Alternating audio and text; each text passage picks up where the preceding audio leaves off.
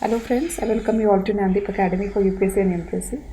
In this online session, based on the newspaper Hindu, dated 3rd February 2021, we are going to discuss the following things. The first is analysis of the editorial. Second is there will be definition of important terms that appear in the articles. Third is discussion of important concepts that appear in the article. And fourth, we will discuss important words that are there in the article, and we will also see the meaning of these words. Let's begin with the first article. The first article is titled Pol Pot, and it is an article that is based on the budgetary allocations that are made for 4 states. So, first, let's begin with the vocabulary. The first word is largesse, pronounced as largesse. It's a noun which means generosity in giving gifts and money. The second word is harping, which is a verb which means talk or write persistently again and again on a particular topic. The third is foray. Foray is a noun which means a sudden attack into enemy territory. Let's begin reading the article. So, here the article is titled as Pol Pot because 4 states, namely Tamil Nadu, West Bengal, Assam, and Kerala, will be going for elections, and that is the reason the article is first half is titled as poll. Pot it means a thing in which treasures are kept, and it is from these treasures some states are going to get something. So the pot here is referring to the budget, and it is from the budget these 4 states are going to get something, going to get a major portion just ahead of the elections that are going to take place in these states, and therefore the article is titled as poll pot. The budget as an instrument of politics found full play this year. So the budget, which is actually a financial instrument, which is actually used for distribution of finances and revenue to the different states, has this year been used as an instrument of politics by the central government. Let's see how. The largest seat to the election going states of Kerala, Tamil Nadu, West Bengal, and Assam in the budget presented by the Finance Minister Nirmala Sitharaman on Monday was unmistakable. So there are 4 major states that are going for elections. That's Kerala, Tamil Nadu, West Bengal, and Assam. It is these 4 states which have got a large part of the budgetary allocations. And we are all aware that elections are soon going to take place in these 4 states. The massive outlay of rupees 65,000 crore for the development of National Highway 66 corridor in Kerala, as well as the announcement of the second phase of the Kochi Metro and the development of Kochi Fishing Harbour as a commercial hub, are big ticket budget proposals by any standard. So let's see the first thing first. First of all, a 65,000 crore outlay has been kept aside for 3 major things, that is National Highway 66. What is National Highway 66? National Highway 66 is a 1,608 kilometers long national highway that runs north and south along the western coast of India, parallel to the Western Ghats, connecting Panvel, that is Mumbai, to Cape Comorin. That is the National Highway 66. So this 65,000 crore is going to be used for the development of the national highway. Second, it will be used for the second phase of the Kochi Metro. As you are all aware that the construction of Kochi Metro is in full swing. So this will be further speeded up because of this huge outlay. And third is the Kochi Fishing Harbour is going to turn into a commercial hub. So with the use of the 65,000 crore. So we can all see that development in these 4 states is going to go on full swing just before they go for elections. Ms. Sitharaman announced that national highway works worth rupees 19,000 crore are in progress in Assam, and projects of more than 34,000 crore covering 1,300 kilometers of national highways will be undertaken in the state within the next 3 years. Now let's focus on Assam. So on Assam, we can see that 19,000 crore plus another 34,000 crore. So that this is approximately 50,000 crore is going to be devoted to Assam for a construction of 13,000 kilometers of national highway, which again, like Kerala and like Tamil Nadu, is going to see a major development of the infrastructure in DC, mainly the transport infrastructure. The BJP has been harping on the transformation of Assam's road network over the last 5 years to showcase its focus on infrastructure development. So, this political party BJP is actually concentrating on turning Assam into focusing on concentrating on the infrastructure development in Assam. For West Bengal, there is a new economic corridor covering 675 kilometers of national highway with an expected investment of 25,000 crore. Now, coming to the last state, that is the state of West Bengal, here too the budget has made a major allocation of 25,000 crore for again for development of a 675 kilometer of the national highway. For an industry starved state which is still trying to wish away its anti industry image, investment in infrastructure was aimed to give a message that the BJP has plans to bring investment in the state. Now, these are two contradictory things that are taking place in the state of West Bengal. So, a state of West Bengal, if you see the nature of the industries, if you see the progress of the industries, is not so much as we can see in, let's say, in the state of Maharashtra. In spite of this, the government is persistent on spending a huge amount of 25,000 crore in developing on developing the transport infrastructure. The party has started saying that the announcement was the beginning of a sonar Bangla. So this is actually a road, a path for development of Bangladesh. I'm sorry, for development of West Bengal into a sonar Bangla. For Tamil Nadu, the proposed projects could cost up to 1 lakh crore rupees. Coming to the state of Tamil Nadu, similar infrastructure investment projects are up to the tune of 1 lakh crore rupees. This includes the Chennai Metro Rail Phase 2 of 118 kilometers for rupees 63,400 and 246 crore and two expressways connecting Chennai. So if you see the cost of these three things, that is the metro rail projects in Chennai and the two expressways, all together would cost the central government 1 lakh crore rupees, and a budgetary allocation has been made for this too. So we can see that in investment in infrastructure is the focus of the budget in these four states, mainly Tamil Nadu, West Bengal, Assam, and Kerala. Besides infrastructure allocation, the budget also seeks notable social sector interventions in these states. So the question that arises is the budget only focusing on investment infrastructure? The answer is no. The budget has also made allocations for social sector interventions in these states. So what is social sector interventions? It would basically cover areas such as education, health, and the like.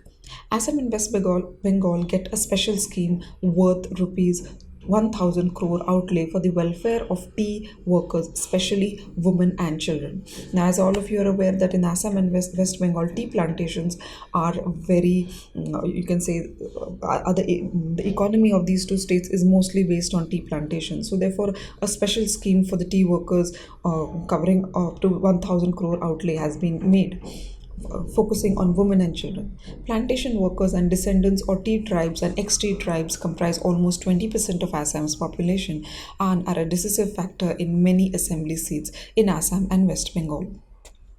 So we can see that almost 20% of the population of Assam and also a similar population in West Bengal is based on their economy. The livelihood is based on tea plantations. Keep their and even their descendants and even their forefathers. So these are going to contribute to a huge strength of the poll, and keeping these in mind, the budget has allocated 1,000 crore for the welfare of these tea workers and focusing on women and children. Now, we all need to know that the parties, the major political parties in these four states are: in Tamil Nadu, it is the AILPMK; in Kerala, it is the Communist Party, Marxist, led by the Left Democratic Front, and the Indian National Congress, led by the United Democratic Front. In West Bengal, it is the Trinamool Congress Party, and in Assam, it is the Assam Gana Parishad. So, therefore, these are all the major political parties in these states, and the BJP intends to um, pave a way for making its presence strong in these four states. The BJP's single minded pursuits of its ideological politics is often a source of tensions, but its development politics expressed in the budget, particularly the significant outlays for infrastructure, has to be appreciated. Now, what is important is the development politics in these four states. Although we can see a big outlay has been made for infrastructure in these four states, but on the other sides, looking at it from the viewpoint of the four states, it is all going to bring about a huge development in these four states. The BJP is trying to retain power in Assam and in West Bengal. It is within a striking distance. So, in Assam and West Bengal, it is trying to retain its power. It is trying to gain popularity. It is trying to replace the major political parties that have been in power for years in these states. For Assam, it is the Assam Gana Parishad, and for West Bengal, it is the Trinamool Congress party. So the BJP is actually striking. It is actually trying to become a major political player in these states.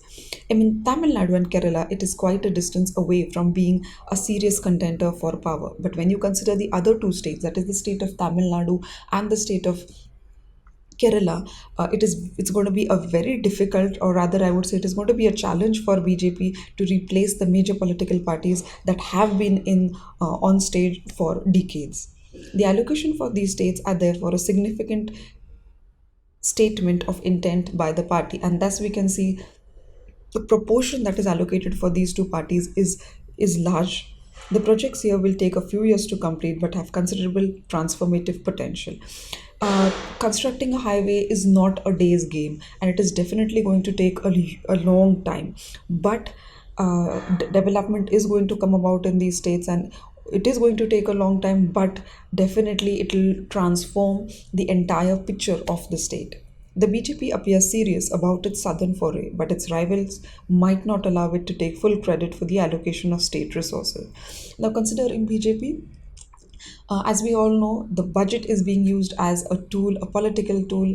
It is being used as a poll pot, so as to gain the votes of the people in these states. But the challenge that BJP is going to face as it is entering the southern states is not going to be easy, because the southern states, the dominant political parties in these southern states, are not going to let this party which is at the center, that is the BJP, to easily make inroads into these states, to gain popularity into these states. And the question that arises, or the question that will be answered in the coming years, is as to which party is going to take the credit for bringing about a transformation of the states, for bringing about a development in these states. That will be, time will tell that. Let's move on to the second article. The second article is about a setback in Myanmar, and army coup, an unexpected army coup has taken place in Myanmar, bringing the democratic process in this state, in this country, to a standstill. Let's begin with the vocabulary. The words are coup, which is a noun, which means a sudden, illegal, violent change of government. The second word is clout. Clout is again a noun, which means a hard hit. The next word is pogrom. Pogrom is a noun which means an organized massacre of a particular ethnic group. So these are the words that are there in the article. Now, let's read the article and see what exactly is the article focusing on. The army's coup in Myanmar seriously undermines the gradual return to democracy. This was a state that was a country that was returning to democracy, and elected representatives were at the helm of the political affairs. But all of a sudden, a coup has taken place in Myanmar. The army has become powerful, and all the democratic leaders, all the heads of the democratic government have been taken into control, and the army has come ahead. One swift operation In one swift operation, Myanmar's military establishment has wiped out a decade of the country's democratization process.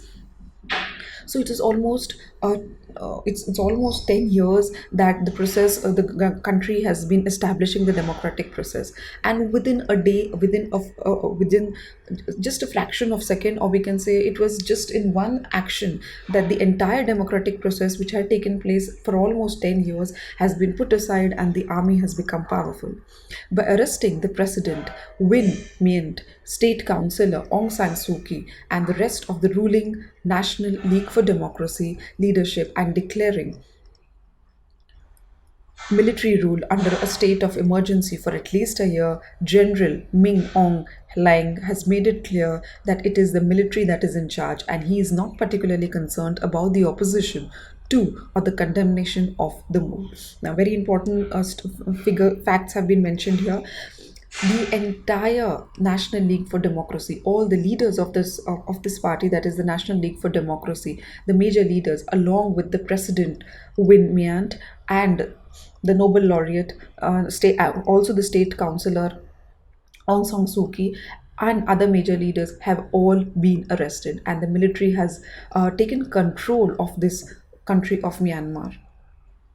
And another thing is that the military, many people have condemned this move, many people are opposing this move, but the military is least bothered about these condemnations that are made or also about the opposition. The immediate reason for the coup was the newly elected National Assembly was due to meet in Naypyidaw on Monday. Despite the Tatmadaw, that's the army's name, claim that the November general elections had several irregularities and its contestation of the National League for Democratic's landslide victory. So why is it that the has taken place? Why is it that the army has taken a sudden control of this country? It was because this newly elected National Assembly was to meet in the capital on Monday.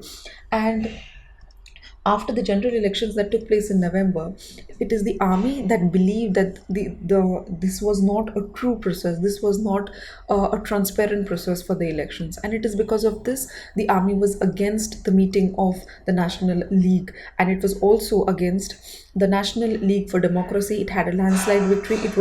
It did not believe in this landslide victory because.